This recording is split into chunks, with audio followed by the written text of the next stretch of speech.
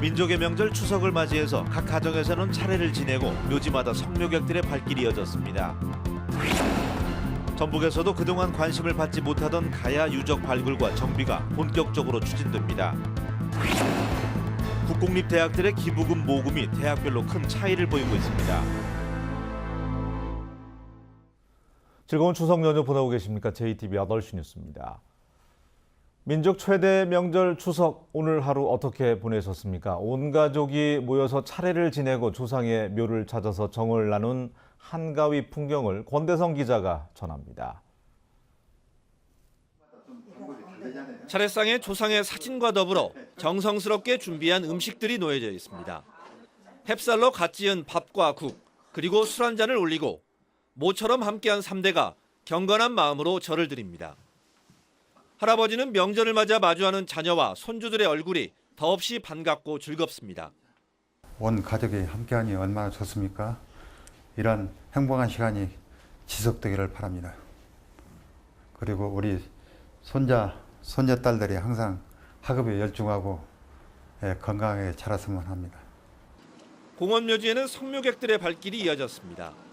후손들은 모두의 건강과 안녕을 기원하며 조상께 예를 갖춥니다. 조상의 묘 앞에서 가족 간의 정을 새삼 확인하면서도 자주 찾아뵙지 못하는 송구함에 무덤가를 정리하는 손길은 한층 정성스럽습니다. 찾아뵙고 또 인사드리면은 또 저희들의 마음도 숙연해지고 또 우리 가정의 행복들이 더욱더 있기를 바라는 마음으로 저희들 또 찾아뵙습니다. 한옥마을은 나들이객들이 몰렸습니다. 한낮에도 선선해진 가을 날씨에 고운 한복을 맞춰 입은 가족들은 고풍스런 정취를 즐기며 명절의 추억을 남깁니다. 추석 연휴도 길고 아침에 차례 지내고 아이들 모처럼 시간 맞춰서 남편하고 같이 가족여행 오니까 너무 좋습니다. 시민들은 열흘간의 긴 연휴 덕에 그 어느 때보다 여유롭고 넉넉하게 한가위를 보냈습니다. JTBC 뉴스 권대성입니다. 새 정부의 100대 국정과제 가야 문화권 조사와 연구, 정비 사업이 포함돼 있습니다. 전북에서도 그동안 뒷전으로 밀려있던 가야 유적에 대한 발굴과 정비 사업이 본격적으로 추진됩니다. 정원익 기자입니다. 남원 운봉 고원에 있는 대형 고분입니다. 삼국시대 가야의 지배층 무덤으로 추정되고 있습니다. 인근 장수군 마봉산 자락에도 80여 기의 가야계 고분이 자리하고 있습니다. 지금까지 전북에서 발견된 가야 유적은 674곳에 이릅니다. 고분이 대부분이고 다른 지역에 비해 제철과 봉수 유적이 많은 특징도 갖고 있습니다. 전북에서 백제 유적에 비해 상대적으로 소외받던 가야 유적이 다시 주목을 받고 있습니다. 새 정부가 가야 문화권 조사와 연구, 정비 사업을 100대 국정과제에 포함시켰기 때문입니다. 지난달에는 문화재청장이 전북을 찾아 가야 유적을 살펴보기도 했습니다. 가야 유적에 대한 어떤 현장의 어떤 상태를 좀 보고 앞으로 이제 저희들이 조사 계획을 수립을 하고 어떤 보수 복원하는데 어떻게 해야 되는지 그 현황을 파악하기 위해서 왔습니다. 전라북도는 정부 계획에 발맞춰 가야 유적 발굴과 정비에 모두 5,485억 원을 투자하는 내용의 중장기 사업 계획을 마련했습니다. 우선 내년도 사업비로 국가 예산 27억 원을 확보한 데 이어 추가로 83억 원을 요구하고 있습니다. 앞으로 국기 실무 단계에서 83억 원을 추가로 확보해서 장수 및 남원 등 6개 시군에 대해서 발굴 및 복원 사업을 추진할 계획입니다. 전라북도는 장기적으로 가야 유적의 국가 지정 문화재 지정과 세계유산 등재를 추진해 가야 유적을 새 관광 자원으로 활용하기로 했습니다. JTBC 뉴스 정원익입니다. 수년째 이어진 등록금 동결로 대학 재정이 어려워진 국공립대학들이 기부금 모금에 팔을 걷어붙이고 있는데요. 도내 국립대학들의 기부금 모금 실적은 그리 좋지 못합니다. 기부금은 열악한 지역 경제 여건과도 밀접하게 연관돼 있어서 기부 문화 확산을 위한 대학의 노력이 더 필요해 보입니다. 조창현 기자가 보도합니다. 최첨단 시설로 지어진 전북대 중앙도서관. 350억 원을 들여 지어진 이 도서관은 국가 예산 외에도 180여 명의 기부자들의 정성이 모여 건립됐습니다.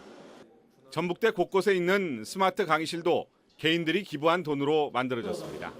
어려서부터 좀 힘들게 커서 지금 지역 발전을 위해서 전주에서는 전북대 학생들한테 조금이나마 도움을 주고 싶어서 많지는 않지만 그렇게 했습니다.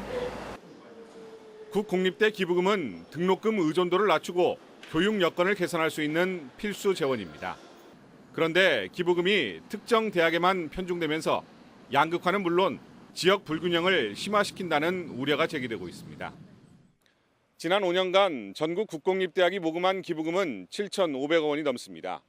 이 가운데 절반가량을 서울대가 싹쓸이하면서 대학 간 양극화가 뚜렷해지고 있습니다. 지난 5년간 전북대의 기부금은 279억 원으로 40개 국공립대 가운데 8번째, 160억 원인 군산대는 11번째로 집계됐습니다. 전주교대는 7억 6천만 원으로 5년간 기부금이 10억 원도 안 됐습니다. 대학이 내는 기부금은 대학 지명도에 따라 큰 차이를 보입니다. 여기에 전북 지역은 경제 여건이 열악해 고액 기부자와 기업을 찾는 게 쉽지 않습니다. 지역의 어떤 거점 대학들이 건강하게 성장할 수 있는 기반들이 장기적으로 잘 마련이 돼야 되는데 그런 것들은 지역의 여러 가지 어려운 여건들을 생각하면 지역의 어떤 기부 문화가 그런 어떤 교육 기부로 이어지는 그런 문화들이 좀 확산될 필요가 있죠. 최근에 후원의 집 등 소액 기부가 늘어나고 있지만 경기 침체 속에 한계가 있어 지역사회와 연계를 확대하는 대학의 노력이 더 필요해 보입니다. JTB 뉴스 조창현입니다. 사드 갈등으로 차질을 빚고 있는 사만금 한중 산업협력단지를 활성화하기 위한 방안이 모색됩니다. 사만금 개발청은 내년 2월까지 연구 용역을 실시하고 다음 달에는 합동 세미나를 열어서 한중 산업협력단지로 지정된 사만금과 중국의 3개의 산업단지가 상생할 수 있는 협력 사업을 발굴하기로 했습니다.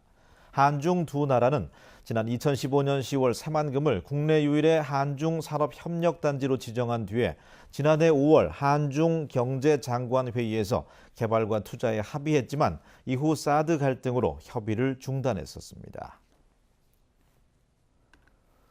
전북의 청년 인구가 계속해서 줄고 있는 가운데 전출 지역은 서울과 경기, 광주 순인 것으로 나타났습니다.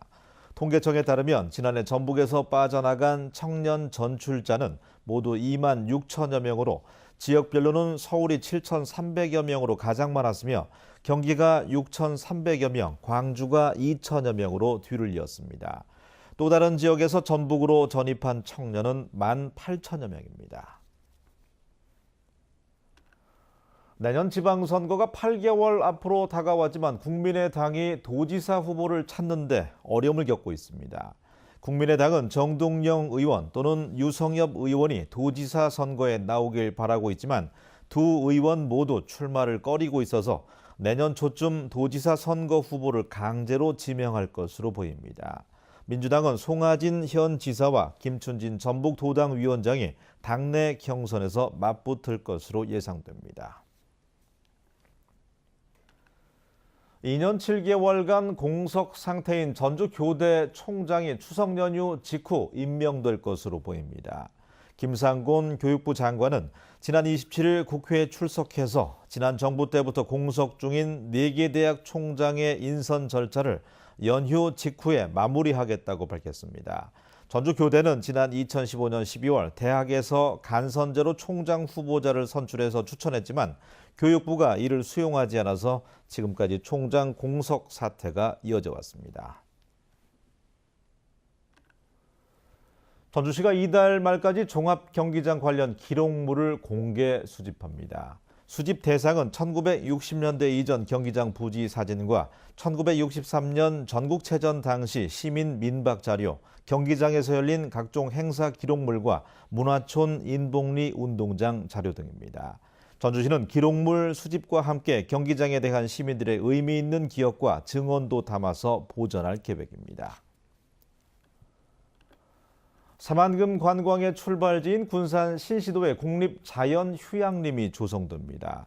군산시는 산림청이 2021년까지 85억 원을 투입해서 신시도 119헥타르의 국립자연휴양림을 만들고 산림문화 휴양관과 전시관, 해안전망대도 조성할 예정이라고 밝혔습니다. 군산시는 자연휴양림이 완공되면 새만금 방조제와 군산 시간여행마을, 고군산 군도를 잇는 체류형 관광지 조성에 도움이 될 것으로 기대하고 있습니다. 날씨입니다. 전북은 현재 구름이 많아서 부분적으로 추석 보름달을 볼 수 있습니다.